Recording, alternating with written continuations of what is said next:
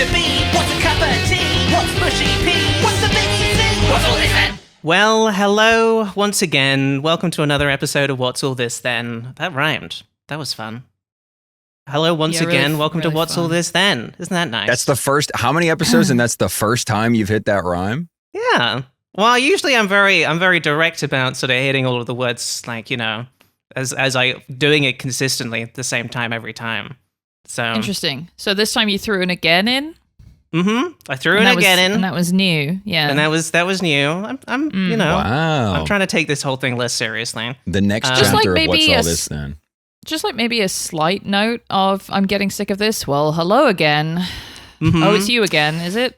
Well, welcome to another episode of this fucking shit that I have to do every single week with my friends. It's a podcast about the UK with new episodes every Monday, bonus episodes every Thursday, and today on the show, let's not beat around the bush, guys.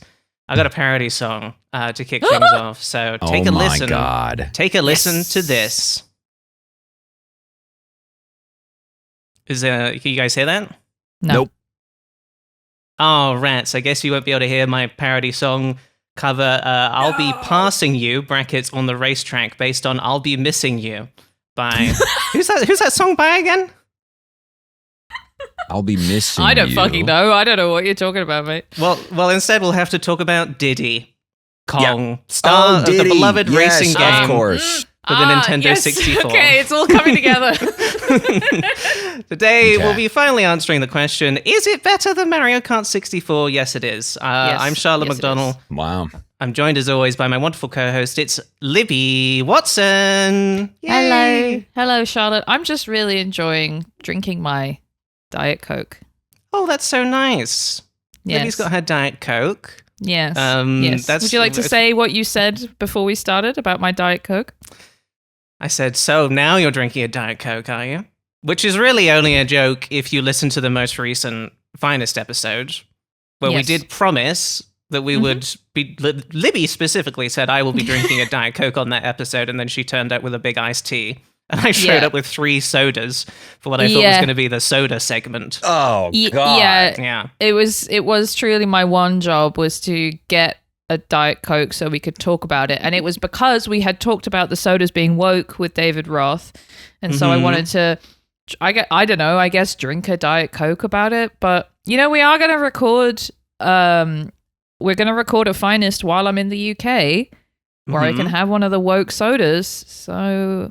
You know, but if Did you know about the woke sodas, Ricky? No, what's with that? They they're all woke these days. But yeah. Well, everything is. The sodas in the UK make you transgender. That's why everyone is so mad about that issue in particular. Oh. Yeah. Such a Okay. shame. Yeah. That's cool. I wouldn't wish this on anyone. They should get that here. No, it's actually that they took like some of the sugar out of them. So like even a full sugar Coke in the UK is actually like not a full Like sugar less. Coke. Yeah. And that's like the wokest thing that's ever happened. It's a bloody disgrace. And Winston Churchill would be pissing in his grave if he knew about They're it. mad about it over there? Well, I am. Oh. Okay. Yeah, I think just Libby's mad about it. It's basically just me. No, it is true that like, because we do the Tesco review game on here a lot, where we read Tesco reviews of products and guess what the product is. And people do, if it's anything that has, you know, anything like akin to a snack product, they will talk about how, you know, the government regulations made them take all the salt and sugar out of it or change the recipe or whatever to make it bad. And I do... You know, I am a fat fuck and I do like my stuff that's salty and sugary, so I get it. But I maybe not to the extent of leaving a review on the Tesco website about it. I mean, I was watching a video recently where someone was talking about the amount of sugar that is in the American sodas, though, and it does seem crazy. It's ungodly. It's It's like a baseball's worth of like just pure sugar. Sugar, I know. Yeah. So maybe okay. the UK is right for being like, maybe we won't go that crazy with it. Yeah. Well, we'll just have to see when I taste one. When I taste a disgusting British Dr. Pepper, who would be called something like Dr. Nothing spicy for me, thanks. I think it'd be Professor. Professor for whatever Pepper? reason. Professor feels like a British doctor. Professor Beige. Professor Beige. Yes. Yeah, because pepper too spicy. Is too flavored too soda. spicy. Yeah. Yeah. Uh-huh. Wait, so but if you bring an American Dr. Pepper on the plane, would it explode? Because like, could you do a taste test between the two? oh right, God, that's such a good idea. I don't know I why like it the would- idea the of exploding me. Dr Explode. Pepper, or just having both of them there. I guess they have cans of soda on the plane. I don't know why. In my mind, I'm like, you can't do that. It's gonna blow You can't up. do that. You can't do that. No, I was thinking We about get myself. the bends, I think. Is how it works. If you drink an American soda in Britain, yeah. I was thinking about myself carrying, because here's the thing, is like a soda can very easily get shaken up and become unpleasant to drink due to it, all the fizzy come out. So true. I've heard about this. I've heard about this too. So I was thinking about very carefully carrying a Dr. Pepper onto the plane like it's made of an explosive substance, you know? Mhm. What's that movie where there's like, I mean, I guess I'm kind of thinking of Sorcerer, where they have to get the truck full of explosives through the jungle, and if it jump about too much, it explode. It's like that, but with Dr. Pepper, and I'm holding With one it. Dr Pepper on a plane. Yeah. With one Dr. Pepper, and I won't die, but I will get sticky. Mm-hmm. I've never seen the movie Sorcerer, but I don't Yeah, think a me neither. movie called Sorcerer should have a truck in it. That's Okay. mostly for wizards and horses and stuff, you know? Yes, this is a strange thing about the movie, is it's called Sorcerer, and that's because that's the name of the truck, I think. Oh, come on. That's nerd baiting, dude. I'd be in that Mhm. shit being like, oh, they're going to be slinging some damn spell. Somebody's going to cast chain lightning or something. It is Yeah, we good should though, right? cancel- I've heard Sorcerer is good. It's fucking great. It's such a good movie, yeah. William Friedkin, the GOAT, really, really good. I think it was so old, and William Friedkin's so old that he wasn't even considering the needs of like Dungeons and Dragons players about it. So rude. Yeah. Wish he would So have. rude of the Freeds. The Freeds? The Kins. Which should it be, the Freeds or the Kins? Kinsey. Kinsey. Anyway. Kinners. I need to introduce Ricky. Yeah, please Oh. do. Ricky's back on the podcast. He's a Twitch Hello. streamer, fellow member of the Goo Crew, and I'm going to meet him in person for the first time next week, which was going to be very nice. Welcome back to the Woo! show, Ricky Peacock. Hello. Thank you for having me. Thank Thank you for you, coming Ricky. back. Thank Appreciate you, Ricky, it. for coming on. Should we address my background? Oh, right, yeah. So for the people who are And watching should we the video, undress my foreground? Sorry, I don't know. Yeah. go on then, Ricky. Commit Oh. to the bit. Yeah. I don't want. I don't want it. I didn't want to do that. wanna. I don't want to do any of that stuff. Libby is somewhere else in the world right now. Yes. Somewhere else Yes. than normal. Yes. Where is Libby? I'm in a mysterious location. I wish I'd come up with some sort of riddle for you guys to figure it out, but I'm actually just at Lewis's dad's house. I'm wondering if I want to. There's a bookshelf here full of children's books. I'm wondering if I should grab one and see if we Okay. can learn anything from it. Now, I think I know everything that's in the children's books. See, Okay, now and the- that's so problematic, Charlotte. You really think you just get to stop learning at a certain age? Yeah, I don't think that we need to do this. what Libby is doing. Okay, so you're saying that you know, for example, who stole Grandma's $1 million pumpkin pies. Okay, You're Charlotte, telling let's me- hear it. Let's Yeah, hear let's it. hear it. Flip to the last page Who- right now, Libby, and let's see if Charlotte's right. Okay. Okay, who stole? That's a thick book as well. That's a novel. It's a children's novel. I didn't This think is it was a going to have big words. book. I thought No, it was yeah, going to be this- like a little picture book, and it's got No, like it's no, like just words in there. Yeah, no, this is for kids who are like 7, I think. Okay, who stole Grandma's $1 million pumpkin pie? Mhm. I think Grandma was lying about it being worth that much. Just by the way, I think she thinks too much of her abilities. I think, it's not a huge problem, but That's fraud. You can't say that. it could be. I don't know. I think it just got eaten by the cat. There's a cat on the cover of the book. What happened, Libby? You know what was so fucked up was that like Grandma lying about the $1 million pumpkin pie was the first sign that she was like a huge what's it called when you're a Bitch? pathological liar. Oh. And she actually was lying about having cancer as well, which was so fucked up. But she just wanted the attention. It doesn't say on the last page who stole Grandma's pumpkin pie, but I can tell you the last.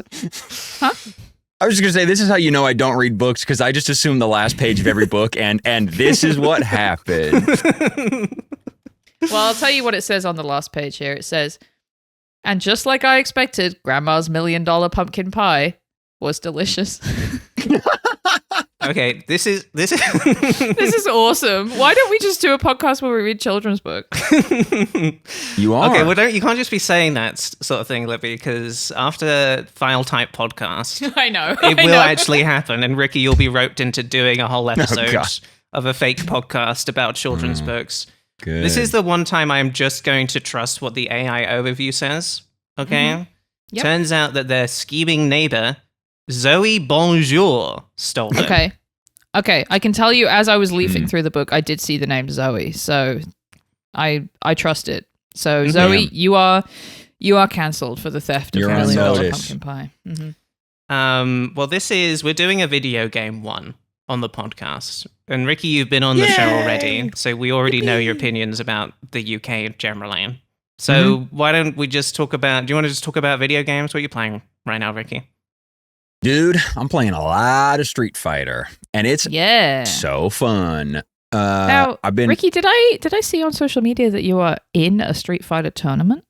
Yeah, I am in a Capcom official Street Fighter 6 tournament with a bunch of professional players who are training less experienced players of different levels.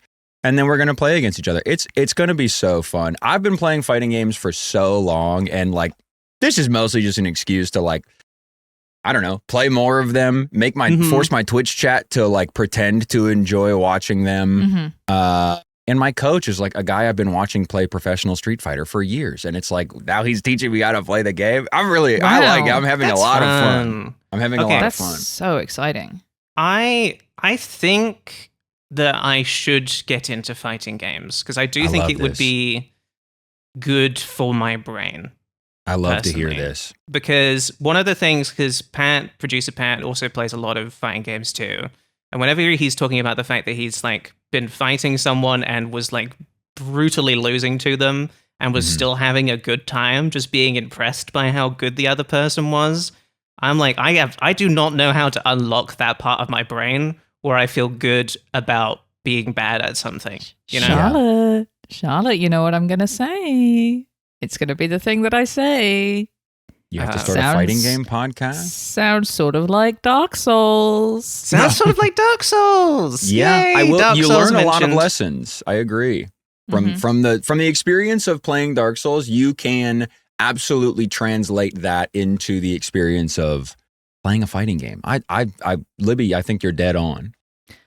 Fuck yes. God, that's Libby's so right. nice. I can't tell you how much I needed that today, Ricky. That's so great. I do think that it unlocks, if you can do Dark Souls, at least for me, it does sort of unlock an ability to try a lot of other different things. I've said it before.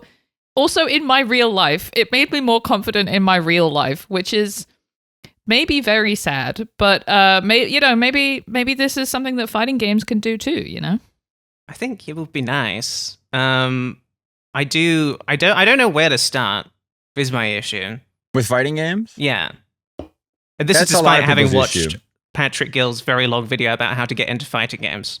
He has genuinely one of the best videos ever made about fighting games and how to start playing them. I'll tell you right now, dude, the best place to start is getting some friends who also either want to play or already play, and just start figuring out what buttons to press, figure out which character you like, figure out which game you want to play, stuff like that. The best environment to do it in is when all of your friends are playing together and you're just having a fun time beating each other up. That Luke, I'll tell you what, friend of the podcast, Luke Taylor, the Luke man, he Discords me on DMs me on Discord every single day. Literally just today, 12:17 a.m. 11:38 a.m. That was a different one. 11:38 a.m. He DM'd me saying, "I can't stop thinking about Street Fighter." He put a T at the end, but that's one of the most coherent DMs I've ever received from him, and it's because he has such of clear vision because fighting games have fixed most of what's wrong with him. Well, and I will, to sort of like be devil's advocate on that, has not fixed one of the things that we could say is wrong with Luke, which is his like tendency to just buy a big chunk of plastic before really getting into the thing, which I think he did do with like a fighting stick, right? He did that with a fighting stick basically 2 days after buying Street Fighter, even though I told him he absolutely does not have to do that. He did that with a racing game. He did that with the new Forza Horizon game after he watched me play it for one single stream. He spent $300 on a wheel. I mean, the guy loves plastic. I mean, that really is the thing about him. The guy wants to spend $300 on plastic. Luke is like if your nephew had a wallet. He really is all of our nephews. And I really nephew love with that. credit card. Yeah, nephew with credit card. Oh my god, yeah, exactly. I understand the impulse. Like, there are a lot of hobbies, I think, where you can learn about it and then suddenly be like, oh, and I could buy this thing to make it 10% easier or whatever. Honestly, with baking, one of the things that's really annoying is that, like, you genuinely really shouldn't buy any like fancy stuff until you're already like pretty good at baking. Like, everything you need to do baking good is like $8. It's like a bench scraper, or a cake pan or whatever. But there, obviously, like if you have the kitchen for it, I could get a little ice cream maker, couldn't I? I could get one of the big ones, that has the. You got enough room in that kitchen. Yeah, I might have to throw away like the microwave. Yeah, it needs the microwave. It's like a worse oven, right? Yeah, I guess. Honestly, don't know. How does a microwave work? Don't know. No idea. Water gets hot? Nobody knows. Nobody knows. Speaking of going back to Dark Souls from Software, this was Ricky's original pitch for this episode, and we told him no. As he said, can we talk about Bloodborne? So it's a little bit fucking degrading that you would immediately bring up From Software. All of their games are like basically set in England, right? This is Except what people Sekiro. say. Well, yeah, okay, but Sekiro in England, that's a really good. I really like that. Or even better, and it's already been made, Neo is an English guy who basically got plopped into Sekiro, and he's like the hero of Japan, and he's a British guy. And that's a strong narrative. Taking a white guy and putting him in Japan and making him the hero of all of Japan and the best samurai in the world. I mean, come on. Yep. Yeah, no, that is pretty fun. No, I think, look, here's the thing, is I need like just something a little bit more than people say Bloodborne is Britain, because first of all, because I legitimately, because people said that, kind of thought it was. Like, I thought the environments of Bloodborne had to be based on either London or Edinburgh, and I went to Edinburgh and I was like, this shit looks like Bloodborne. That's crazy. Come to find out, it's not. It's like it's like fucking Riga or something. It's like Romania or some shit. Prague, maybe. I think it's a lot of Prague. Yeah. I think. Yeah, and that's not England at all. That's really far. Yeah, but from haven't England. you? But where else but England can you walk through narrow streets with cobblestone paths and hear a guy go, "This town's finished"? Like that's what they be doing in Birmingham or whatever. Away. It is true that, like, culturally and politically speaking, I think away. It kind of is a large part of Britishness. We'll talk about it someday. Seeing the small boats coming in and saying away. Yes, That's basically what it's swinging like your now. torch at the boat that's full of immigrants on the shore of England. Yeah, it does sort of seem to be that is sort of happening, isn't it? Anyway, I think what we should do, Charlotte, is we should in the future do a month where we allow ourselves to do stuff that is sort of British but doesn't really count. And wouldn't count as a topic by itself, except for in the month where we cordon it off and say, all right, we're going to do the things that are, almost our podcast, but not quite. And I think Bloodborne is a slam dunk for that. No, I agree. It's probably what we should have done with Austin Powers. Yeah. Well, we just didn't know. We didn't know what you this guys would have become. you got the perfect pun in British too. Okay. Like Peek behind the curtain. We already talked about it, and that's what we're going to call it. Okay, British-ish month. Yeah, exactly. This shit's all fake. You guys are so stupid. This shit's all fake. This is all scripted, guys. If you can believe it. It's meandering conversation about video games and every Libby time I wanting to forgot spend what I lots was of money saying. on kitchen stuff. Yeah. I was asked to do this episode 2.5 years ago, and I've been off book basically for most of that time. And even this was scripted. Wow. It's kind of mind blowing if you think about it. Yeah.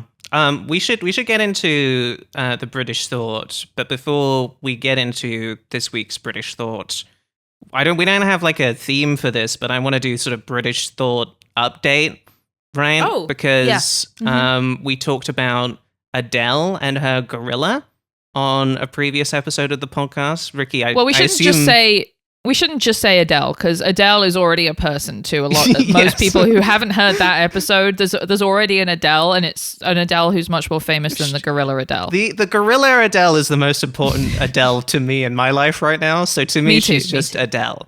I assume you're not familiar with this, Ricky. I'm not.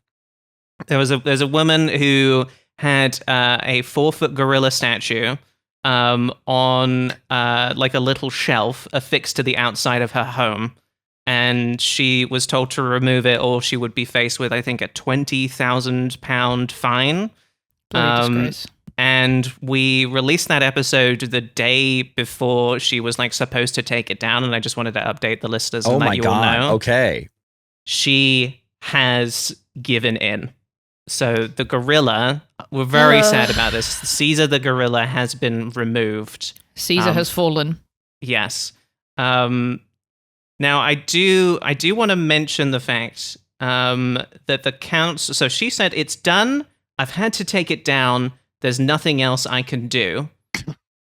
But the council advised her that she could have kept him in the garden. She instead has. He's been moved to an unknown location in like an unknown store somewhere in Mayfair in London, apparently. What the fuck? He's on the dark blues in Monopoly. That's crazy. I know. That's all I know Mayfair from. It's the most expensive one on the board. Yeah. But yeah, apparently she's been gutted to see him go. I have to assume she didn't really understand. She could have just kept the monkey. She sold it? Yeah. Well, I don't I don't know what the arrangement is. Yeah. It could have been that the shop that's taken him in Mayfair is sort of like a wildlife sanctuary for model gorillas that have previously been attached to people's homes. Yeah. That's so sad, man. Yeah. All we have is, quote, a large store, which makes me think they don't want, because I was immediately like, somewhere in Mayfair, Libby's going to the UK. You've got to go and see Caesar. But we don't. Right. But they're don't know keeping which the store. exact. Yeah. Okay, is Harrods in Mayfair? Is Harrods in Mayfair? Because that sounds like it would be, doesn't it? Okay, so I typed in Mayfair, and the first result is Wayfair. So that's fun. Mayfair. So London. Libby's just going to have to buy some furniture now, real quick. I'm really into furniture these days. I better buy the most expensive furniture I can very quickly. I don't know. Okay, there's a place called Sexy Fish in Mayfair. I bet that's not very good. That's awesome. Well, you're going to have to go there. Savile Row is there. Savile Row. Right. Is he in Savile Row? Does is he gone to Savile Row? Okay, but then just imagine the gorilla dressed up in a little suit with a little top hat, a little cane, though. Oh, that would go nice. off with the little gorilla in Savile Row, I reckon. I think she could have avoided the fine if she would have just done that. If she kind of poshed him up a little bit, suddenly he's a pleasant, he's raising the property values of the neighborhood, projecting wealth. Well, that's the update, everybody. We're sad that Adele has let go of Caesar when she definitely didn't need to. God, that's so sad. Can you imagine the drive to the store, to the undisclosed large store, with him buckled into the back seat? That's it's like taking your dog to get put down or something. That's so horrible to think about. Yeah, no, she had to tell him they were going to the garden store to get some more daffodils or something. Yeah, he loved daffodils. All right, that's your update. Let's do British thought for real. Tea's quite nice. What happened to Noel Edmonds? EastEnders. Bloody raining again. How do they make Scotch eggs? Did they finish Brexit or what? British Thought of the Week.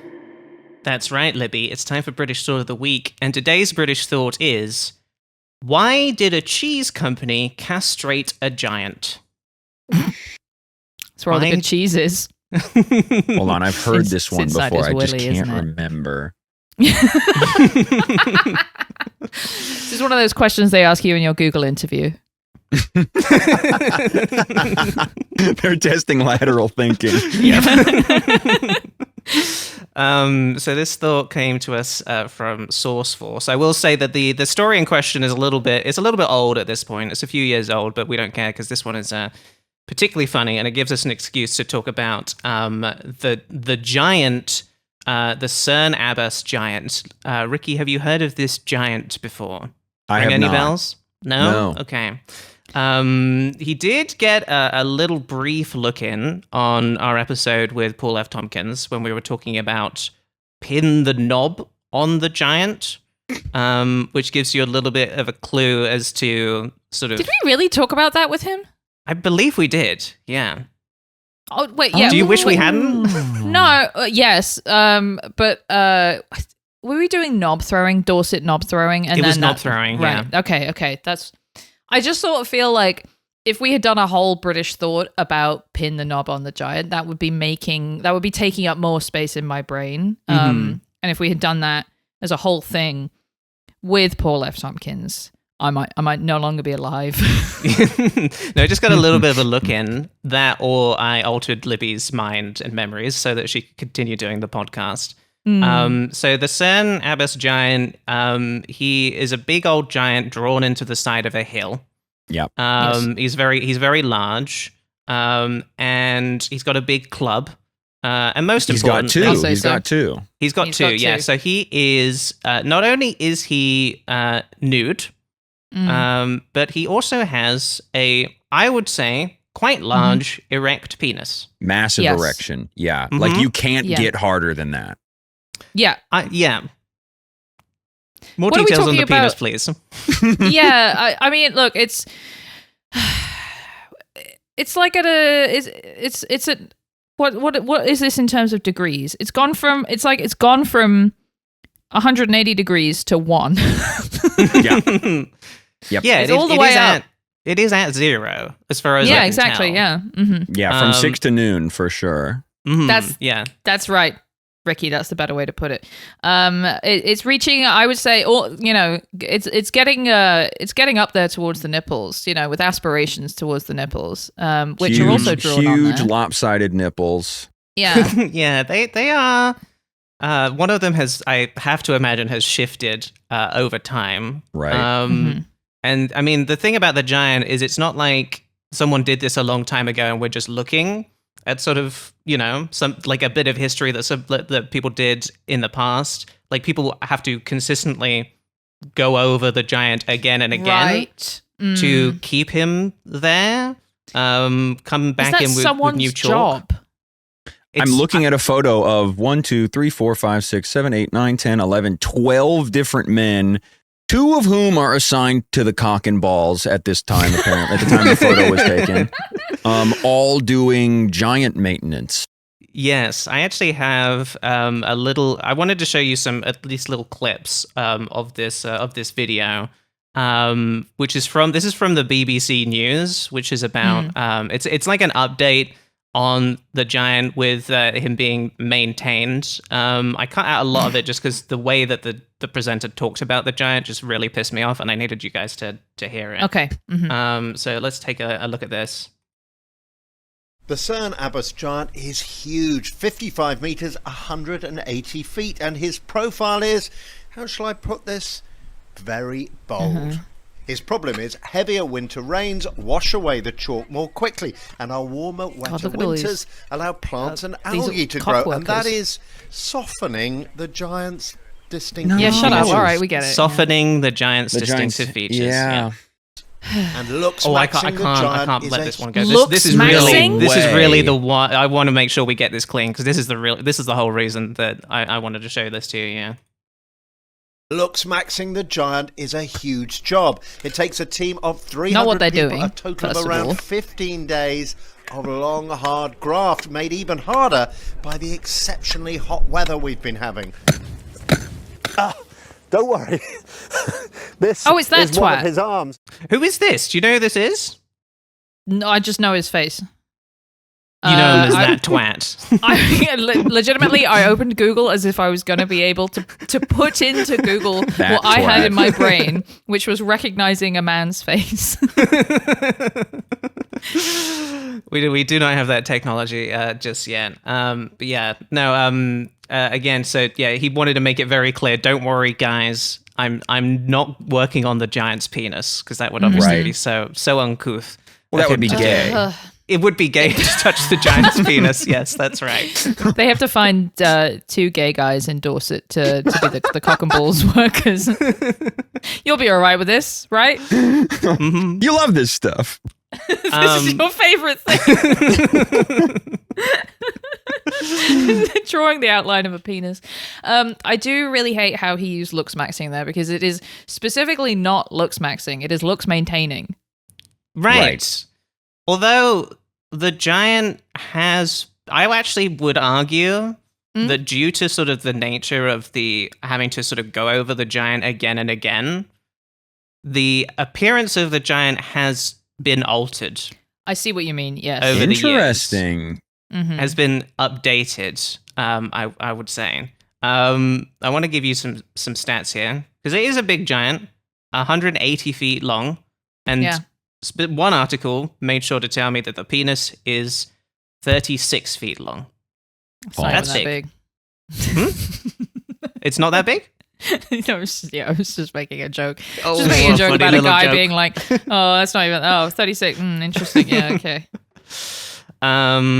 History of the guy. This is unclear, as is the case with a lot of this like actually old British stuff.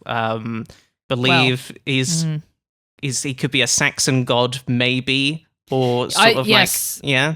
The thing I read was, and I think the thing I read was Wikipedia, but it seems unclear whether it was whether there has been something there since ages and ages ago, which is what I would call pre-medieval times, or whether it was I think it was a 17th century local politician who I guess was maybe known for walking around with a big club and his cock out. I'm not really sure. I was going to say the Saxons need to aim a little bit higher with their gods then, because Zeus is throwing lightning bolts and shit from the clouds, and this dude is just rock hard with a spiked club. He's got the starting gear as a deprived in Dark Souls, if I may. Yep, You yep. may. Although You may. the other theory is maybe Hercules. That's one that comes up a lot. He used to have a bit of a cloak that has disappeared over time. Okay. The giant, which I think is sort of that with the club is sort of in line with the way that sort of Hercules is portrayed.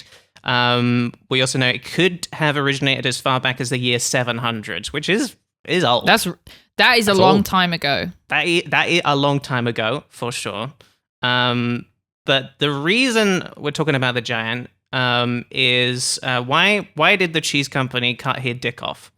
So this particular story, as I said, comes from a few years back. It is the Oxford Cheese Company, who were founded by Baron Robert Puget de Saint Victor.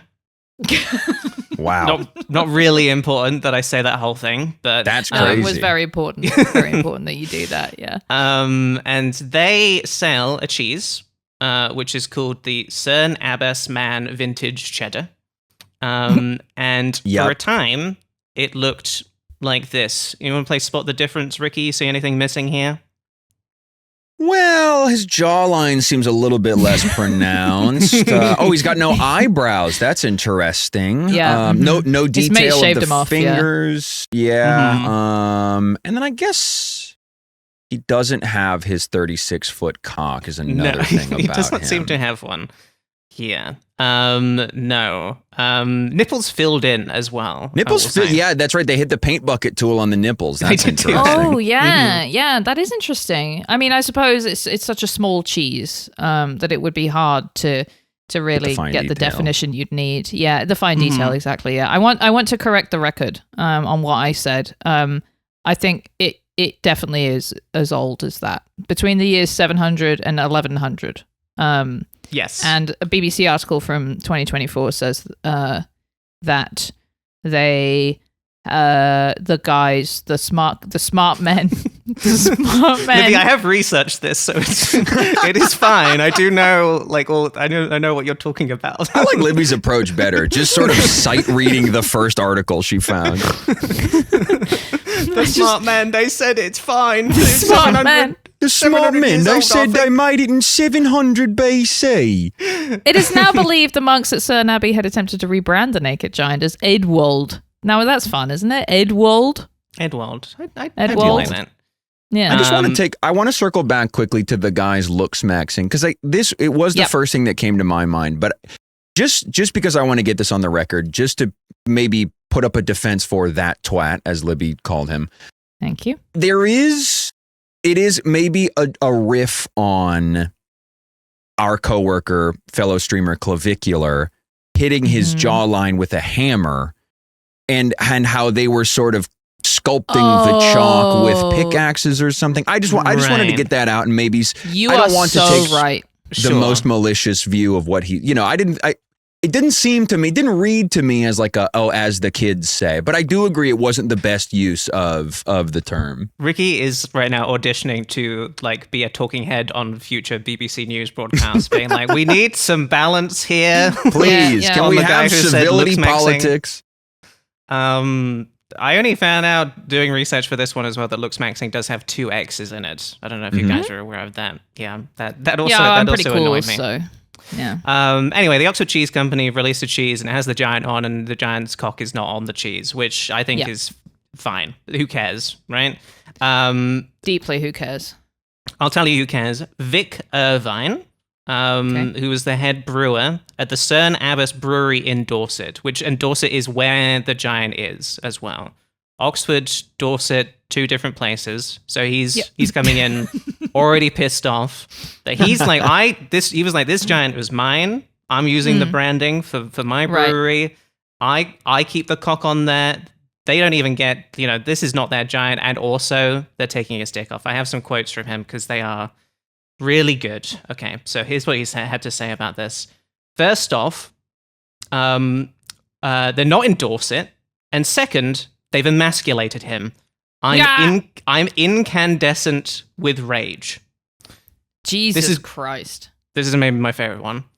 I feel as if it were my own one that was taken off. Oh My God, he's getting phantom pains.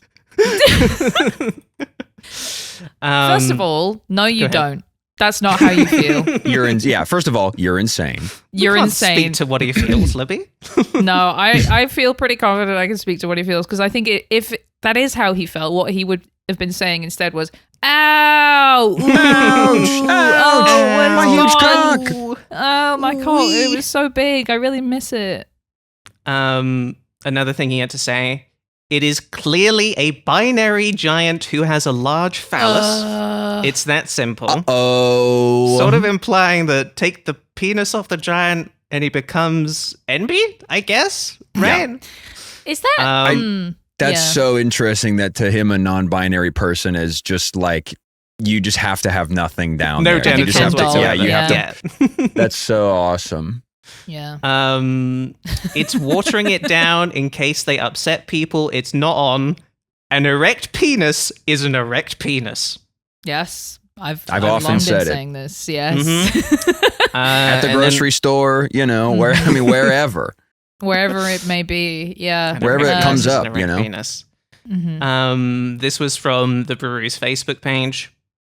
How dare you use our giant on your marketing and then remove his genitalia so to not offend the woke folk. Yeah. Okay. So, actually saying that is really this is funny. like- Yeah.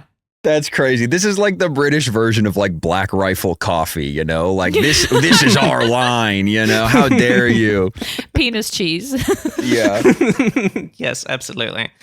I mean, as members, I should say, of the woke folk, I feel like are we not cool with the dick being out? Are we not in favor of that? Oh, I mean, look, I love it on the man himself. I think it's great. I would say I'm not thinking about it either way. Perhaps let's say I was someone who had previously thought about and knew about Cerne Abbas Man, and I was at the shop and I picked up Oxford Cheese Company Cerne Abbas Man vintage cheddar. I might look at it and go, "Oh, they've taken the penis off." That's probably because they were trying to sell some cheese. Yeah. Yes, which is exactly what happened. Just so everybody's clear. So, this guy Vic, from what I can tell, I feel like my impression is that this whole story really came from him wanting to promote his brewery. Without question. That's the feeling that I get from this. Yes. Especially because, we have actually a quote from Robert Pouget himself. He said, a member of the staff objected to his prominent feature, said it was sexist. The supermarket said, please give him trousers. Basically, they were giving the cheese to a supermarket and they said, can we have a version of this without the penis? And he said, yes. Now, what the Oxford Cheese Company also did is they kept the penis on the other stuff that they sold with him on. So it really was it wasn't like we are going to take it off all of this. It's just we're going to take it off this one particular cheese that is being sold to this one unnamed supermarket who want it removed. Go ahead. This really is to me like the classic sort of Facebook boomer story. You know, like when we did that story about them renaming the Christmas trees holiday trees and all those insane quotes at Christmas because Tesco sold one tree that wasn't called a Christmas tree, but then they had tons of other artificial trees that were called Christmas tree. But because they found one, that was enough to make an article about. It seems like the exact same thing. And, a rich vein, I'm sure. No, absolutely. The other thing I want to make clear about the Cerne Abbas giant's penis, because I was alluding to the fact that he has changed over time. There were scans done.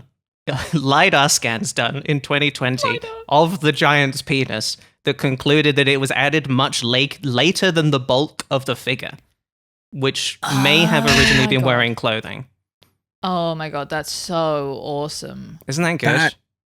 That makes a lot of sense. It makes a lot of sense that somewhere along the history of the giant, somebody went, what if he had a 30-foot cock, you know? And like that, and then that became entrenched in like this is our sacred guy. Nobody can touch an inch of his body, including all 36 feet of his dick, you know? Yeah. When it really is just the equivalent of just a boy in school being like, I'm just going to draw a cock on this. And now it's part of the history of this creation and sort of like the foundational piece of it. Oh, there was another quote that I had from someone else. Oh, this is from Alistair Chisholm, who said, the whole point is that it provokes a reaction. Remove his member and he is just a white line on the hillside. Oh my God. Former mayor and town crier of Dorchester. Oh, no, we can't have Americans hearing that. They'll think we really do have town criers that go around crying. Yeah. Oh, that's really bad. I mean, you really don't get to speak to, I think, what the whole point of the Cerne Abbas Man is. If he's from 700 AD, right? I don't think you can really be like, I'm the authority on what the whole point of this guy is, especially if your argument is going to be, the whole point is he's got his cock out. He's got his big cock out. I mean, it's so like, it's like 100-foot drawing in the grass, and it's like, you're either impressed by that or you're not. Nobody is looking at this going, wow. Now I wouldn't be impressed, but that cock is huge. So I am forced to be overwhelmed with positive feelings about this. I don't think that is the tipping point on the Cerne Abbas giant for people. Yeah. It's it's certainly an interesting psychological profile, I would say, of the man who said it felt like he had his willy cut off because the cheese didn't have the right willy on it. I don't think I've ever been incandescent with rage about anything in my whole life, much less a crude drawing of a man no longer having an erect cock. Mm-hmm. The final thing, I definitely did too much research into this giant, but the final thing I did want to note is that his penis has also gotten bigger over time. Yeah, well, Nice. that happened. I mean, that's how it works. That is how it actually works. It's real. Mm-hmm. Yeah. He used to have a belly button, and at some point they joined the penis up with the belly button and made it even bigger. That's so cool, dude. Yeah, I was looking at a kind of an ancient diagram from Wikipedia, and there was an extra circle. Mm-hmm. Oh, yeah, there it is. Yeah, the 1764 drawing. Now, he had a cock in 1764, but then in 1842 they didn't. Well, okay, I can't be diving into the weeds with this. I mean, I can tell you, but history. it's either that they stopped maintaining the cock or the giant himself, or that they were getting a bit too precious about showing cocks. But at a certain point, they were like, we're not going to draw him with a cock. So they kind of castrated the giant and then added the penis back on. That was when the giant went to one of these damn liberal arts colleges. Yep. Drank one of those British Coca-Colas, am I right? Exactly right. Yeah. He drank a semi-sugar Coke. Mm-hmm. All right. Well, that's our British thought. Thank you again to SourceForce for sending that one in. And if you have your own British thought that you want to send us, please do it. The email is whatsallthispost@gmail.com. Have you? Okay, I'm sorry. I'm immediately going back to the Cerne Abbas giant. I know. Abbas giant. I queued up the bit for the ad, Ricky. No. We don't care. We don't care. Fine, Ricky, what is go it? on, go on. I've just seen a photo where they put a N95 mask looking Borat mankini on the Cerne Abbas giant, and it says "Wear mask, save live," but he has the mask around his huge cock. And I think the cock is peeking out the top. The cock is peeking out the top. I'm happy to let you all know the tip of the cock is peeking out the top of his N95 mankini. Look, Libby was like, "Can we make this one a bit shorter today?" And no, I want to see this. But look, I'm not going to show a picture of the mankini one, but I did have other stuff on the Cerne Abbas giant. The one I did really want to show Libby in particular is the Homer Simpson Cerne Abbas giant. Which I assume you must have seen at some point. This was to promote to the Simpsons movie. He's wearing his Y fronts. Homer hasn't got his cock out, but he does have his big donut. It just makes me incandescent with rage that they cut off Homer's cock for this drawing. Why did they do that? That's outrageous. Okay, what if he was throwing the donut? You know, like the ring toss game at the fair. Mm-hmm. Throwing it on the giant's cock. That's what he's trying doing to get it on with the donut. cock. Yeah. Mm-hmm. I did also have a quote from a local pagan when they saw the Homer Simpson giant, who said, "We'll be doing some rain magic to bring the rain and wash it away." Okay. Really good. All right. Should we do our main topic? Yeah. All right. It's time for our main topic. We're going to be talking about Diddy Kong Racing today. Yay. Talking about Diddy Kong Racing, a game that I had not played until yesterday. I wanted to reveal that to you both. Wow. During the recording. Oh, yeah, because you had really shit games as a kid. I had a PlayStation as what I had, Libby. Yeah, the shit one. Nintendo rules, yeah. Okay, let's bring back Nintendo versus PlayStation. Yeah, we're guys. doing console wars. On this podcast. We get it. It's better. We get it is better. I'm already giving in. We already did this on a Finest episode. Libby made me feel really bad about the games I owned as a child. Ricky. I'm a bully. But you both owned this video game. Is that correct? Ricky, Absolutely. You played it. I played it religiously for a long time. All right. Where do you both land then? Because I played a lot of Mario Kart. My history with the Nintendo 64 is my babysitter had one and I didn't. So I just got to play whatever they had. I played a lot of Mario Kart. I remember, I think I might have touched it once as a kid and being like, this plane is crazy. Because obviously it got plane, it got car, it got hovercraft in it. Fuck the hovercraft, by the way. It wasn't, fuck the hovercraft? Oh, it's horrible. I'm Horrible to use the anti-hovercraft as well. It's like the car, really, really but bad. with less traction. Yeah, it's really hard to use. I think, yeah, for I feel like a lot of the game, like the plane is such like a we're gonna add something really cool in thing, you know. And obviously, a car is cool. It's not cool as plane because plane can fly. But it does feel like a bit of a letdown to be like, here's the other one you're gonna get is just sort of like a little dinghy Car with right? no wheels, basically. They should have added. I think they should have put in a jet ski instead of the hovercraft. This is my That would have opinion. been sick. And Wave Race already existed, so Yeah, but also there's a here's the great thing: tradition. they'd sort of be eating Crash Team Racing's lunch with that one because Crash was heavy on the you know, Coco the Bandicoot had her levels where she was riding a jet ski in the Crash games. I don't actually remember if Crash Team Racing had any sort of jet ski levels, but anyway, I think the jet ski precedent was well established at the very least. So maybe they could have slipped in and then made the kart racer with the jet ski portion. I don't know. I agree that the hovercraft feels like they phoned it in. They couldn't think of a third type of interesting vehicle. Okay, here's a completely unverifiable claim. Hovercraft kind of big in, you know, like when you're a kid, this is a huge cliche now, but you're a kid, you heard about quicksand all the time and you were scared of it. For me, it was that in the Bermuda Triangle. Feel like you heard about hovercraft more as a kid. Hovercrafts, they felt like they were everywhere. It felt like we were they were in a just book I around. had? In a book? You were reading hovercraft periodicals? Yeah. I was the first subscriber to Hovercraft Monthly, and it's last.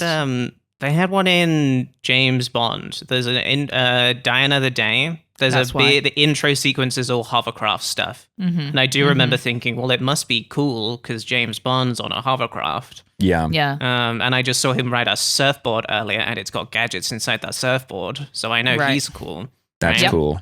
And he's got girlfriends. But yeah, no, I think hovercrafts had their moment, and that moment is gone. But what is Diddy Kong Racing? Does one of you want to just explain what it is to people who are like these fucking millennials and the Nintendo 64 games? I would love to, if I may. So Diddy Kong Racing, you know, here's the thing. Rare, the reason we're talking about Diddy Kong Racing on your guys' British podcast is because it's a Rareware game. Basically one of the most famous British game developers. I mean, they were on a generational run for this console generation, as it were. Where they were just putting out banger after banger after banger. And a lot of the times what would happen was Rare would be like 60% of the way through developing a game, and Shigeru Miyamoto would step off the plane at Heathrow and walk over to the Rare studios and be like, this is our game now. This game is so good that we want this. And that's what happened with Diddy Kong Racing. It's what happened with there was another Star Fox. The Star Fox game for the GameCube used to be Dino Planet or whatever, and then Miyamoto was like, "This is our new Star Fox game," and it was garbage. He did this with Diddy Kong Racing as well, where they were making their own kart racer. The Tiger was supposed to be the main character of this one. It was like Timber the Tiger. Timber the Tiger, thank you.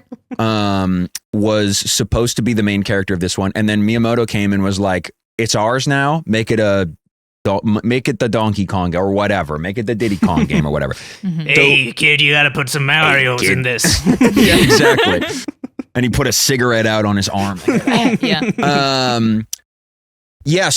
they switched it into Diddy Kong Racing. And they made all of these original characters plus Diddy Kong for this game. I did not know this for the longest time. I always thought, they got Banjo-Kazooie for this one to put into the game. This is where Banjo-Kazooie is from. Yeah. Crazy, I couldn't believe it. They made an offshoot video game of this random character in Diddy Kong Racing. Same thing with Conquer the Squirrel. Okay, I do need to correct you a little bit here, Ricky. I know you're going off right now. Situation is, because Banjo... Okay, I want to bring up actually the picture of all of the characters, because I will say... Played the game for the first time yesterday properly. I had a fucking great time. This shit does rule. One of the sort of weaker aspects of the game does have to be the available characters. They suck. They Look at these suck. idiots. Because they're pretty okay. And then like you look at it and you're like, okay, that's Diddy Kong. He's the worst of the Kongs, but it's his game, so it makes sense that he's in there. Yeah. You're like, okay, that's Banjo from Banjo-Kazooie. That's very cool. So Rare were working on Banjo-Kazooie at this time. The plan, makes I believe, sense. was they were going to release it the year that Diddy Kong Racing came out for Christmas, and they had to delay it. And so then Nintendo were Wow. like, "You got anything else?" And they were like, "We got this racing game." Right. And then Miyamoto was like, "Put a monkey in it. Put one of our monkeys in it. That's ours now. Here's a monkey. Put it in. Ship it." And that the same thing was happening with Conker as well. They were developing games with those two already, Right. That and it makes just sense. happened that this was like the first game that both of them appeared. And then a lot of the other ones, I mean, it's just like, okay, I think Miyamoto was correct to be like, I don't think that tiger is cool enough to It's a carry the tiger game. with a hat on. What does that even? It's nothing. It's a nothing idea. Yeah, it's sort of like, what if this tiger was like sort of maybe Bart Simpson, but he's also cute and cool, you know? I also really hate his eyes.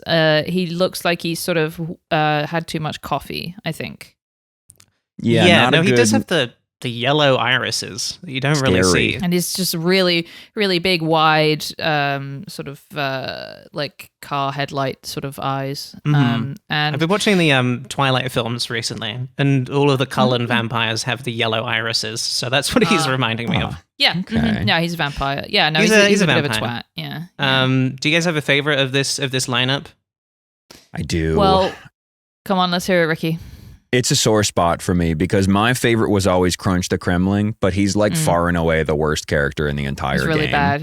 Yeah. He's basically unplayable. And so as a kid, I remember feeling so incensed that like I wanted to play my favorite character because he was, first of all, huge Steve Irwin fan at the time. He was a Oh, alligator or a crocodile or some of some variety.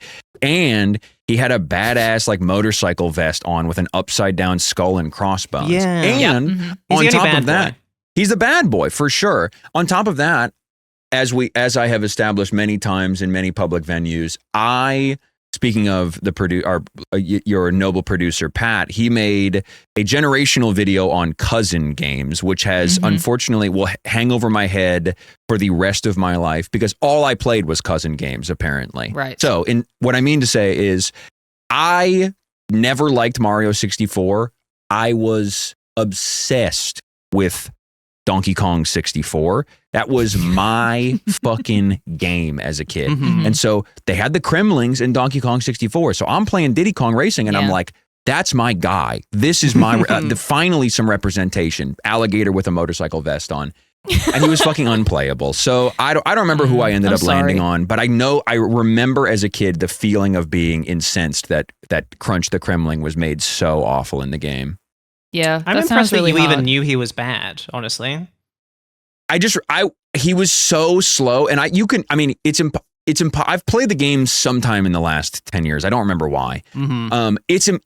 Even as a kid, you can feel like Crunch cannot take turns. You cannot turn, and on any other character, you can take the same turn, and it's like it's so obvious the moment you load in with Crunch, you're like, this guy sucks. He's unplayable. Yeah, It pissed me off. He's a big lad. Well, I remember I always used to play as Tip Top, who is the little turtle guy. And then Very at some Libby point, coded. Very Libby coded. Okay, before I continue my story, why is that? Well, you always pick Spike as well when we play Mario Oh. Party. So yeah, you're stupid like guy with dead eyes. Is the kinda little your thing. green Stupid freak. green guy. Yeah. Yeah. Stupid Okay, that green is guy with dead interesting. eyes who if you were to pick one character on the cast, you pick the one who looks like he is like the social exile of everybody. He's the one that gets the weird sideways looks at the parties and what have you when they have their little get-togethers. Yeah, but isn't that kind of cool? You know, Yeah, in a way. I guess that's what we're all striving for. In a way. But then If I at some remember point, correct, go ahead. Sorry. I was just going to say at some point I switched over to Pipsy because I figured out she was faster. Yeah. Okay, that's nice. Yeah, no, I was looking through the original manual for the game, Fuck yeah. and the description of Tip Top is not very flattering. His Okay, what if it was nervous just a description of me?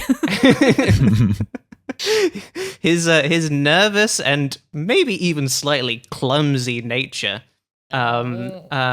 He's never been particularly fond of the racing that the others seem to like so much. Now he doesn't have much choice. Oh my god! So he was basically just bullied into racing. He's a with reluctant everyone. hero. Well, because they have to stop Whizpig, so he's like, okay, I have to don the mantle of racer if I'm gonna save whatever the island that they live on is. Yeah, Diddy Kong Racing does have it has a whole story, and none of it is really particularly clear when you play the game. The manual gives you a lot of information about Diddy Kong receiving a letter and having to come to Timber's island. Libby, I just so you know, I also picked the turtle when I was playing. Yes. That's awesome. Now, if I had had the opportunity to, 100% I would have picked Drumstick the rooster. Yeah. Yeah. I really fuck with this chicken. Drumstick is pretty cool. But unfortunately, he is also an unlockable character, and I believe you have to play through most of the game to get him. So I did not do that. I do want to talk about why this game is better than Mario Kart 64 and what because I was like, I kind of figured it would be like most other like racing games of this sort of ilk, right? Having played a fuck ton of Mario Kart in my lifetime, immediately was like, oh, you get to the way that the items work, not being you go and collect a thing and you get a random item. Yep. But like you can decide what item you think you need, try and get that specific item, and then also think, maybe I need the better version of this item to get so ahead. Good. So I'm going to get another one of those. And I was just like, why do racing games not do that shit anymore? Because that was such a good idea. Nintendo is so obsessed with removing the competitive elements of their games because they have such a like foundational principle of like, this is for everyone. Everybody should be able to win a game of Mario Kart, no matter like somebody who is brand new to the game should be able to pick up Mario Kart and win if they get lucky enough with the items. And we should allow them the opportunity to do that with the items. But in doing so, I mean, this goes back to the whole fighting game argument. You know, Super Smash Brothers Melee, one of the most, I mean, I don't, and hey, don't get in the damn comments talking to me about how Smash isn't a fighting game. I know, okay, but I'm just simpling it down for the normies here. You have to understand. Smash Bros. Melee. You guys gotta understand, I'm talking to some women here about some games that they don't know, so, but I know. You literally said at the top of the stream that you don't fucking play fighting games. It's got nothing to do with none of that. I love women, all of them.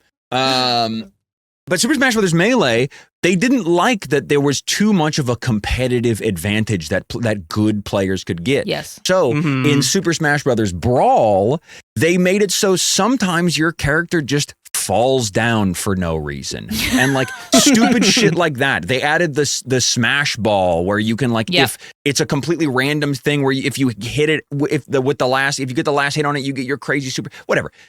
Nintendo is obsessed. Yeah, you can pop your alt. Nintendo is obsessed with removing the potential for a competitive advantage, or more so, adding the potential for some guy who has no fucking clue what's going on to just like win on accident, basically. But that's to your point, Charlotte. The item system in Diddy Kong Racing is so good. It's so compelling. It makes for so much like you get to actually make decisions and like think about like, okay, in the moment, do I want to missile here or do I want to go for a boost? Do I want to chase my lead or do I want to try and, and then do I want to try and upgrade my missile? And if I upgrade my missile, do I want to upgrade my missile a second time? And like to get 10 missiles. To get 10 missiles. To get 10 missiles. But you have to sacrifice so many opportunities at other items to stack up your missiles that many times. It's like a really, I completely agree. The item system is super compelling, and it's crazy that more games haven't done something like it. Yeah, we really have just defaulted to you get a random item, and that's item. The Mario Kart system is just sort of baked in at this point, Yeah. And it makes me sad that we never got like a Diddy Kong Racing 2. That this is a series that basically just ended with this game, Someone should make that. Someone who's out there should just make it for me personally. And then send it to me. Just make it, and then I'll play it. Yeah. All right. Here, controversial take. Most of the time, I stopped at just the homing missile because I couldn't aim, and so if you upgraded your missiles all the way, you would get 10 missiles that just shot straight out, and I was like, I can't do that. So I just very rarely did that. And then only as I got older did I realize that was wrong. Hey, I wouldn't say it's wrong. I would say this is the benefit of the Diddy Kong Racing item system. Maybe you want to divert more of your like brain power to like, I'm going to focus on hitting this turn perfectly. I can't be fucked with aiming right now, you know? Oh, and I'm sure I was doing that every time, yeah. Absolutely. I'm giving you as much credit as I possibly can here, so feel free to take it. Yeah. No, but I actually felt like when I was playing it the other day, I was like, okay, I know if I wait a little bit longer that I can get the homing missile, but I think I trust my gamer instincts enough to actually line this up, and that also felt really good. Exactly. Yeah.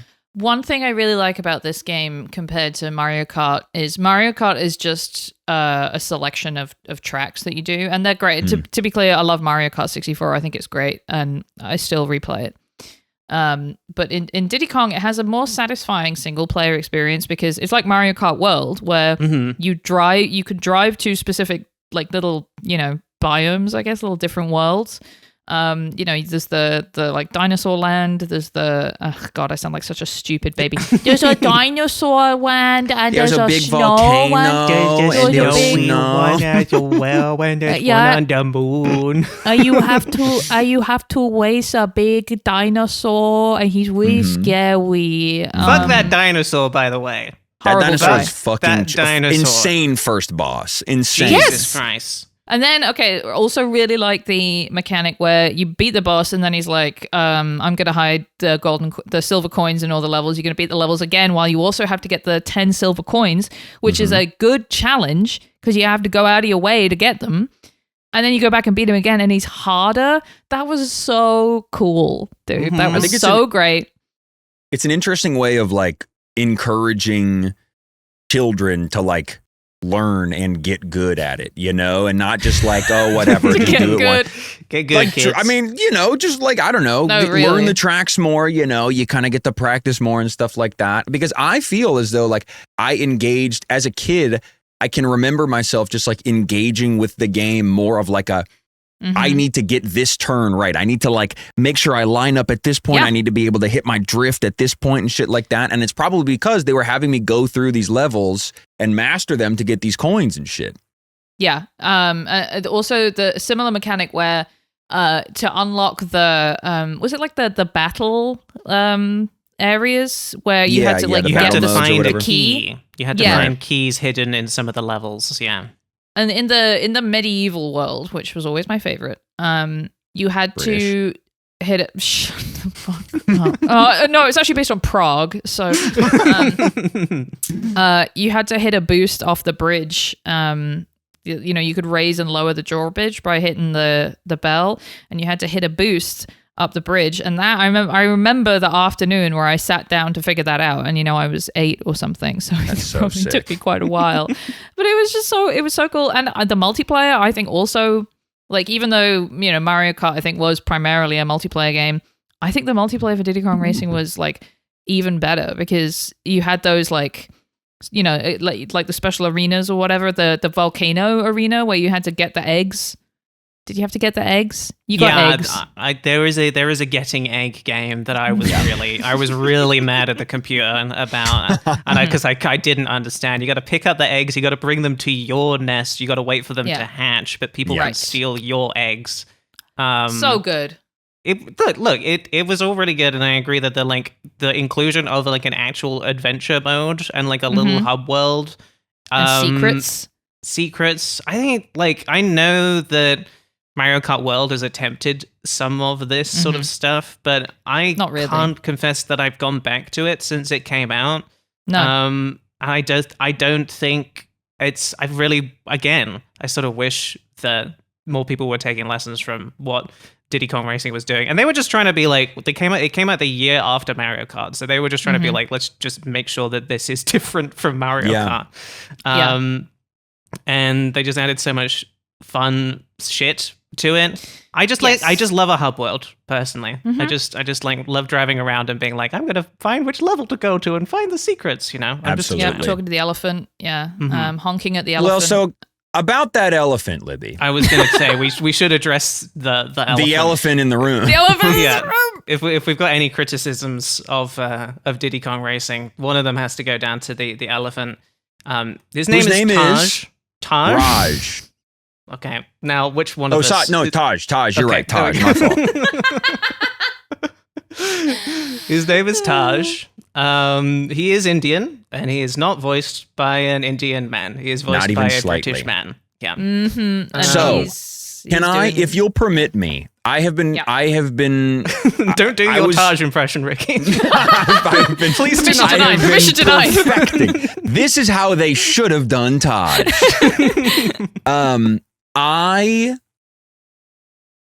I have been okay. Wait, hold on. Actually, let me. So if you'll permit me, I have a clip here of Okay. Taj's voice that I'd like to play. That I find to be. Oops. Hold on. Oh wait, I can't do that. Right. Okay. Wait. Never mind. I can't because it's on the same browser. Well, whatever. What I was going to say is so they remade Diddy Kong Racing for the Nintendo DS. Mhm. And when they remade it, I found a clip of Taj's voice in the DS version, and they clearly learned from their mistakes. Enough time had passed where they were like, we maybe missed the mark a little bit on Taj's voice because they made him just like a British chap. He just has like a No. normal British accent. That's the And, worst thing they you could know, have done. It literally is sort of an admission of guilt on their end because they're saying like, okay, we maybe should have not. I mean, I don't know. I don't know what the right answer is. Maybe they could have like actually hired an Indian voice actor to do Right. Taj. I No, really don't know what the correct answer is, but I'm just now imagining that that's what they do with Apu on The Simpsons. They Yeah. they just They make just him make him British, they just make him but British. he looks the same and has the same name. yeah. I mean, that's I don't know if it necessarily fixes the problem, but it Mhm. kind of sweeps it under the rug at least. Yeah, I'm happy that's- at least to know that they learned a lesson. You know, even if they didn't necessarily fix it in the right way. It feels very like woke 0.5, you know, like when the DS came out, like we hadn't reached woke 1 yet, but there was clearly an inkling that it was a little bit not great. I mean, such a hilarious version of woke, the public alpha test of woke, to be like, well, we could just turn this Indian guy into a British guy. That has no Right, precedent whatsoever. That's totally normal to do. Yeah. Okay, wait. Yeah. I did also, but if we're going to be talking about the representation of Indian, culture or what have you, I was watching a video about Diddy Kong Racing in preparation for this earlier, and a song was playing in the background that struck me like a bolt of fucking lightning that I hadn't heard since I was a child. And you guys may or may not remember, if you've played the volcano level, you'll know which song I'm referring to. It is Hot Top Volcano, and I have queued up a way to play this. So if I may, I would like to play a brief segment of Hot Top Volcano for you. I will allow it. This song I was so obsessed with as a kid. And the reason is because, let me go back. Okay, it's not playing for us right now. It's if you not want. playing. Okay. No. Why would that? Oh, I'm sorry. I forgot to add it to the thing. Okay, check this out. Can you hear it now? Yeah. Okay. And then, hold on. And then the sample I know comes you. in. Yeah. As a kid, I was mesmerized by this song. It's the best. A sample inside of a Nintendo Kart Racer OST. So I did some deep diving on this morning because I was very curious as to like, what is the deal with this?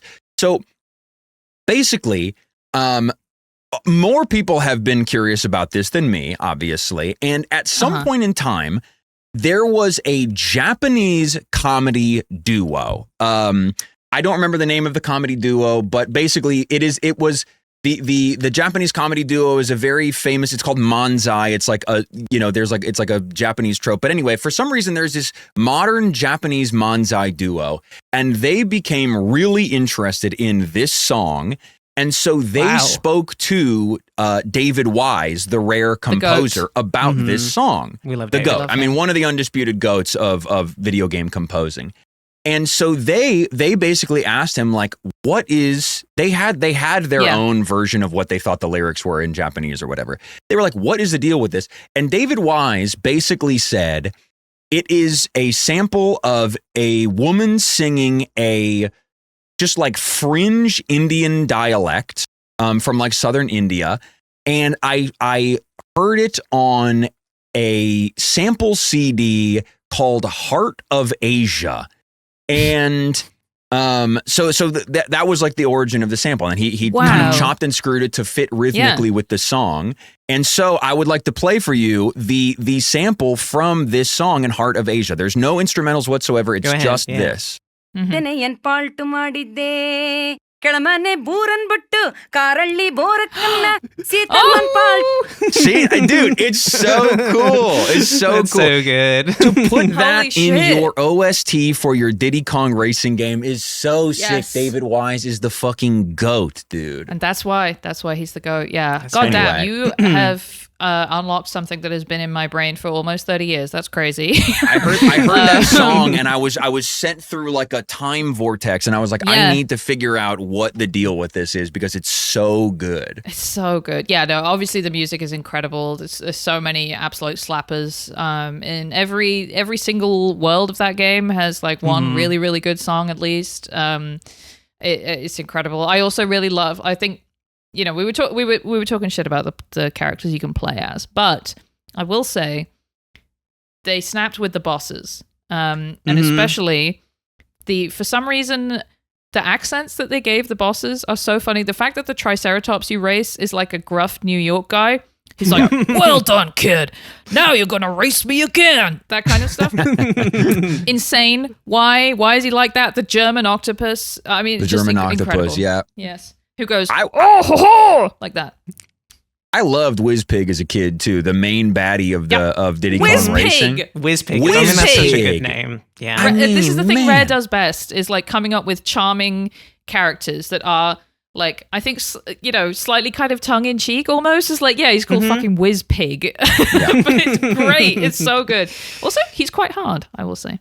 He's quite hard. No, I did not get unlike- that. I mean, the whole game is hard. I did not like. I was like, maybe I could probably beat. I'm a gamer. I could probably beat this whole thing in time for tomorrow. And I think I got through 3 of the bosses.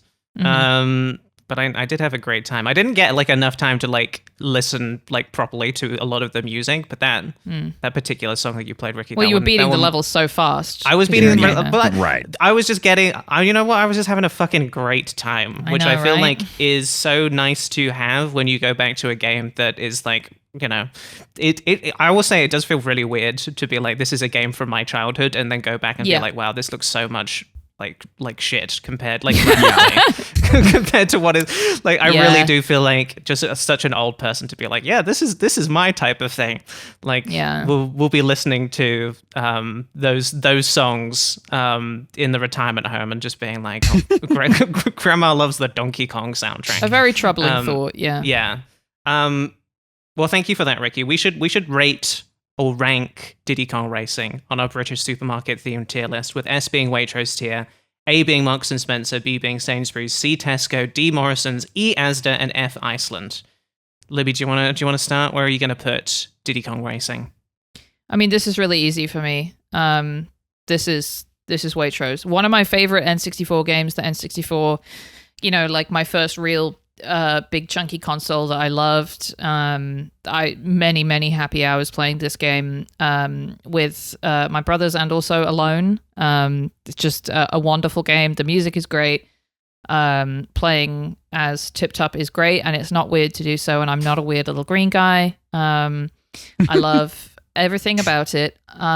It's probably top 3 N64, no, top 5 N64 games for me. It's better than Mario Kart. It just is. I love it. Waitrose. Wow. I fully respect this. For me, it's Top going to of be the pops. Tesco. I was lying about it being really good. It's just fine.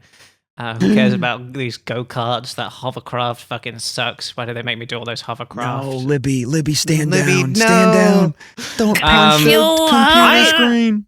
Despite the fact that I just played it for the first time yesterday, it's also going in Waitrose tier for me. Wow. I genuinely think that it is really unfortunate that so many of the ideas and mechanics from Diddy Kong Racing that Rare came up with just to make it different from Mario Kart have not continued into other like modern like kart games. It's surprising to me to be like there's still lessons that Mario Kart could be learning from Diddy Kong Racing. But I think you're right. Like the Mario Kart world is sort of like they've really pushed it even further into we're just going to add so many players into this thing that it's just going to be such a fucking mess, and it's going to be more likely that it doesn't really matter if you're good at it. You could still possibly win. It's Waitrose for me. I think I will continue to just play it by myself. I really want to. That's awesome. Livy, you have it on the actual Nintendo 64 at your home, right? I do, and I can't wait to play it when I get back to my home. That is incredible. I want to, at some point, I am excited to play this game with you, because I really want to do Yes. multiplayer now. How about you, Ricky? Man, so I was the target market for the kart racing boom of the early aughts and late 90s. And yet, I don't think I ever owned Mario Kart 64. So for me, this was my Mario Kart 64. That being said, I do think growing up, I really didn't have allegiances. I had PlayStation and I had GameCube because I was an only child of divorced parents, and I could sort of finagle my way on, both of my parents separately. I kind of was 50-50 split between Diddy Kong Racing and Crash Team Racing as a kid. If I played both of them today, I think it's impossible for me to determine which one is a better game. Probably Diddy Kong Racing if I had to guess. But there was an element of me with Diddy Kong for me with Diddy Kong Racing, even as a kid, before I had the cousin game parlance. I knew this was a cousin game. I don't know, like I had this and I had Mickey Speedway USA, and they felt so like, well, I can't go to school and talk to my friends about these fucking games, I don't think that's necessarily a knock on Diddy Kong Racing, but like you said, Charlotte, it just speaks to the idea that like, I don't know, history sided with, on the side of Mario Kart. When I do think there's a lot that they could have taken away from Diddy Kong Racing. Anyway, I don't want to pit two bad bitches against each other, even though kid me probably did like Crash Team Racing more. But that's because I was a big Crash Bandicoot head. I'm happy to put Diddy Kong Racing in Waitrose tier. It's an incredible game. Yay. I didn't go back to play it for this. I watched some stuff and I went down this rabbit hole about the song, the Hot Top Volcano song. But I want to just play the game now. It's a fun game. It looks good. It's got so much charm. Yeah, really, really good game. It's also hard, which I like in a game today. I got really frustrated beating that fucking dinosaur, and then when I did it, I felt great. And that's that's the feeling I'm looking for in my video games. That's awesome. Is it sort of the Dark Souls of a 64 racing game, Charlotte? Low key is kind of the Dark Souls. Is it low key the Dark Souls? The Dark Souls. Yep, all good. Let's do our game, shall we, Charlotte? And of course, because I'm in the other place, I don't have a monitor, so Charlotte's going to run the game, even though I made the game. I have not looked at the game, I promise, and I have not written down all the answers of the game. I don't know what is the game, Libby? Well, I called it Blanky Blank Racing. What this is real or fake video game racing game characters. You want to know what's so funny, Libby? I knew that you guys do these games, and I thought like I should switch it up and I should come with a game. And this is literally the idea. The only idea that I had as well was, is this stupid racing kart game real or fake? That's so great. Ricky, if you can absolutely secure yourself an infinite number of repeat guest visits to What's All This, then if you promise to do the games. Do the games, yeah. If you do our work for us, you can come on any time. Wow. All right, Charlotte, you mean to tell me all I have to do is just do the thing that you guys are supposed to do anyway, and then I can get on? Whoa, I'm so lucky. Yeah, all right. First up, is this a real character from a racing game? The Fat Princess. Charlotte, you want to go first? Now, is this... I feel like this is... the character of the Fat Princess, I feel like, is like an indie game thing.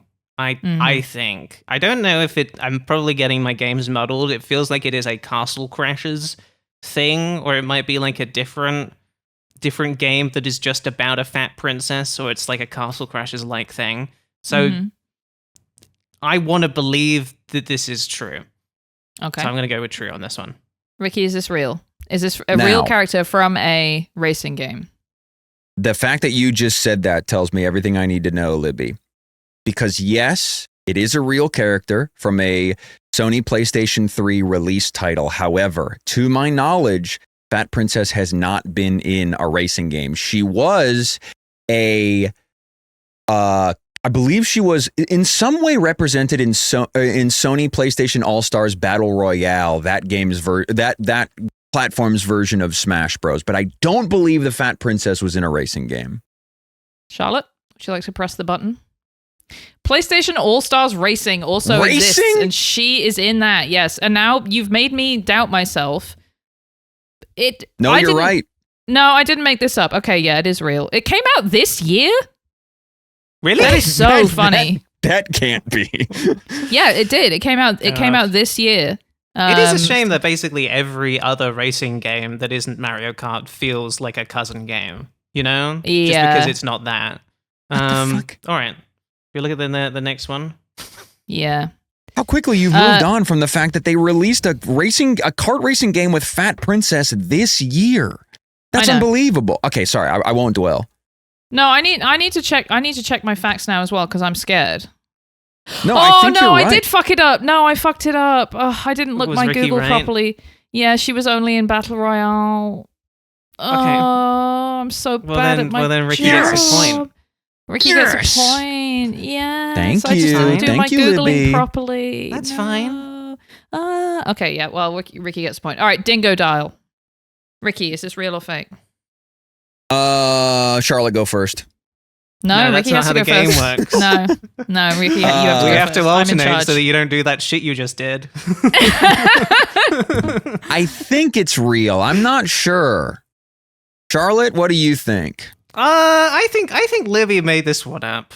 Dingo Dial. I can just imagine Dingo Libby Dial. sort of laughing to herself saying Dingo Dial. So that's why I think it's made up. Okay, obviously it's real. I'm changing. It's obviously real. It's from Crash Team Racing. Sorry, it's my favorite. It was my favorite game of all time. Yep, and there he is. There he is. All right, what's next? Looking wonderful. Gribbo. Charlotte? Now this does seem more like something that Libby would make up. Huh? Gribbo. Okay, now I know it. I know it's made up because of the way you said "huh." or I'm really good at double bluffing. Yeah, sure. Okay, Ricky. I mean, look, as I think this is Libby projecting exactly who she would want to see and play as in a kart racer. A little idiot named Gribbo. I mean, that's a Libby character. You know Gribbo's a green guy. You know he's a little green guy. He's green. He's stupid. He has as few facial features as possible. Nobody likes Gribbo except Everybody Libby. hates Gribbo. Everyone's like, why is Gribbo in the game? I can't He's believe like, they "This is put the best. I have Gribbo a in the Gribbo game." costume. He's barely capable of smiling. He just does a sort of grimace. Hey, Gribbo, yeah. All right, so yeah, no, that's fake. But I thought I would put Kevin McLeod in a little kart racer for the picture Love there that because isn't guy. that That's nice? love Checking out that the video guy. on YouTube for that. That is nice. That Okay. is nice. Munchie is the next one. Ricky, I think. I believe it's me. Mm-hmm. I'm going to say Munchie is real, and it feels like a Glupshido in a Mario Kart. Like I think it's a mainline Mario Kart character that I just for some reason don't know about. It was on the Game Boy Advanced SP or whatever. Mm. Well, there are a lot of guys in the new Mario Kart that I don't really know what their names are because they are kind of random enemies, and it does make sense that one of Fishbone them is my favorite of those. Fishbone, Cow. Coin One of them could be purse. Munchie, and I just don't know. But just in the hopes of pulling ahead, I'm going to have to say that this is fake. Charlotte? Yes, it is fake. Munchie is made Munchie. up. Love the wing of a kebab in a go-kart. That's nice. Yeah, he looks That's nice, doesn't he? So happy. I think we should make a game for Munchie. I'm Munchie. Otto Plugnut. Auto plug nut? Yeah, Otto Plugnut. Yeah, problem Auto with that? Plug Nut. You got a problem? Yeah, it's Otto Plugnut, isn't it? Charlotte? Auto Plug Nut. Why do I think Auto Plug Nut is real? I don't really know what Auto Plug Nut is. It sounds like a electronic device that you buy on Adam and Eve.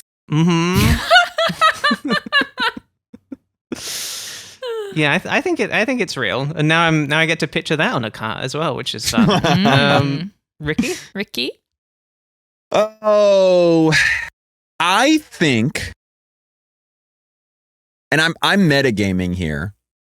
Auto plug nut does not sound like a series of words that Libby would make up. I know my friend Libby well enough that this does not. Gribbo, that's got Libby's written all over it. Auto plug nut sounds like the most. I mean, this is like the most cousin game of like racing game characters. I don't know what it's from. I can't even imagine what it would be from, but it seems like it's just from some random shit that nobody ever played. Let's find out. Charlotte? Auto Plug Nut is real. Yes. He looks awesome. Yeah, he looks really good. Wait. From Walt Disney World Quest Magical Racing Tour. He is a goofy MF with a huge head and a tiny neck. Is he like I don't even know what creature this is supposed to be. I I think think he a dog, maybe. right? Dog. Yeah. And he's a plug nut, obviously. He's Also, awesome. if you could just go to the next slide, I found this really funny image on Reddit. Someone posted this. And it's just like, is this like a Snapchat image or something? They've circled, I think, Otto Plugnut on the box for Disney World Racing Magical Tour or whatever the fuck That's it a is. What certified character Otto is Plugnut. this? That is Auto really Plug nice. Nut for sure. Yeah, there he is. Yeah. All right. So that was real. Tingle. Oh, okay. Tingle. Ooh. Wow, Mm. this is Tingle. such an interesting play from Libby. I'm feeling so perceived that you knew I couldn't make up Otto Plugnut. It's no indictment to you. It just seems like such a weird. I don't know. It seems like a glup shitto. It doesn't seem like a Libby Yeah, character, yeah. and it was. Yeah. Okay. Yeah. So for this, if it is fake, is it my go? By the way, I think it's me. Yeah, probably. Probably. If it's fake, then Libby would have to check all racing games to make sure someone called Tingle isn't in them, right? So I think Tingle is in it. I think maybe made his way into like a Mario game on the phone or something. Or there's just another guy called Tingle in a racing game. So I'm going to go Right. for real. This is Okay. kind of what I'm wondering is like, it's an interesting line if it's fake from Libby to say like, I'm going to take a real character who hasn't been in a racing game, but who seems so much like he would be in a racing Mhm. game. He does really fit. He really fits. Just for the sake of keeping the game interesting, because I really feel totally split on this, I'm going to say fake. And I'm mostly curious to see if Tingle's been in a racing game. Okay. And Charlotte, sorry, what did you say? I said fake. Okay. No, I don't think that's right. I don't think I that's said, right. yeah, I Charlie. checked the tapes. I definitely said fake. Pat, make sure you edit it so it sounds like I said fake. I said fake. No, I said it was real. Yeah, It no, would he be has nice. It would be nice if he was in a And racing game. so I'm but noticing- so so, far he's like- not. Mhm. It's interesting. So if you look at Tingle, I mean, there is one predominant color of Tingle. He is, and he is of a certain height and Okay, of a all certain right, let's keep going. Yes, keep going. notoriety within his. Uh-huh. Okay, I mean, it's just interesting to see what the. Anyway, This Granny. is the last one. Granny. Ricky? Is Granny a racing game character? I think, from what I have, you're tied up, by the way. So this is for all the marbles. we're Wow. tied up. No fucking way. Then I, I have might to not. answer. I might not have counted right. I don't know. I don't care. That's fine. I also don't care. Okay, When I I'm was, going. when I was on stores recently, Mhm. like DPJ was like, okay, so here are the he was like not running the game and was still like, here are the like here I want to say stores, but I need to say Here are the stores. scores. They do say here are the stores, but he was like counting as we went. I was like, why do you care so much about what the points is? That seems, from everything I know about that podcast, that seems very unlikely. Yeah, right. Those two guys caring about something that stupid and unimportant. Anyway, Granny. Okay. I'm going to construct the perfect lie. Granny is a true character. She is Hey Arnold's grandmother, and she was in the Nickelodeon racing game. Okay. Okay. Well, Charlotte? I think I think it's real as well. I know that just will result in a tie, but surely there's a Granny in one of these games. It's gotta be. Nothing wrong with a tie. Is what I said when I was looking at my wardrobe, which has, as we all know, a lot of ties in it. I'm trying so hard. You're trying so hard, Libby, and I'm so proud of you. Okay, let's you. find out. Real. But from Looney Tunes Space Race. From Looney Tunes Space Race. Oh, Yes. Granny. And doesn't in she her look old nice? car. She's in her old car. Yeah. She had her whole car. Yeah, she looks great. Well done. Everyone's a winner in that case. Well, that's lovely. I'm happy with that. Ricky, you happy with that? I feel great about it. I think I did an opposite of Libby because I thought I remembered seeing Granny in a racing game, but actually she is in the Nickelodeon version. Actually, no, it's the same thing. She is in the Nickelodeon version of Smash Bros. Yes. Nickelodeon All-Star Brawl. I'll never live this down. Well, I think Libby's mistakes can be forgiven. That's so wonderful. The jury's still out for me, but I'm happy to keep an open mind nonetheless. You got one vote on the forgiven page, Libby. Well, this was so much fun. Thank you so much, Ricky, for coming on. Do you want to tell our listeners where they can find you and your stuff? Oh, I'm at twitch.tv/Ricky Peacock. That's where most of my crap lives. And I love it over there. It's just my favorite place to be. And I love when I get to spend time over there with my friends Libby and Charlotte. Yeah. Let's figure out how to play Diddy Kong. I bet we can do some shit with Parsec where I think we play easily Diddy Kong could. Racing together. I would love to do a Diddy to Kong figure Racing out a way stream. to do some online Diddy Kong Racing multiplayer. Yeah, go and check out Ricky on Twitch. Watch his wonderful streams. Also follow the podcast too. We're What's All This Pod on Blue Sky, Instagram, and on YouTube as well, where you can check out the full video episodes of all of the main feed apps. And we're also over on Patreon, of course, if you want to support the show.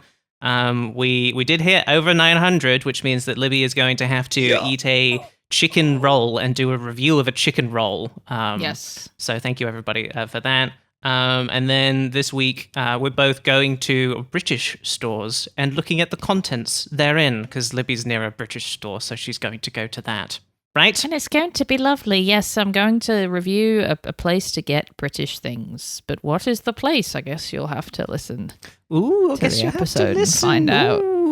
What a mystery that is. Patreon.com/what's all this then. And then you can also send us an email if you want to get in touch, if you got an idea for a British thought, or you just want to say, I think it's okay for Libby to love the crazy little green guys so much. I love the crazy little green guys. People will. When you went off about the fact that milkshakes aren't a drink, everybody was in support of you. So I mean, it was like 2 or 3 comments. So let's everybody. not go crazy. That's everybody. Yeah, that's basically everybody. Yeah, I think that's basically everybody. That email is what'sallthispost at gmail.com. That's the end of the show. Thanks for listening. Thanks for coming on again, Ricky. Bye. Hey, my pleasure. Bye. Goodbye. What's all this then? What's all this then? What's Mr. B? What's a cup of tea? What's mushy pea?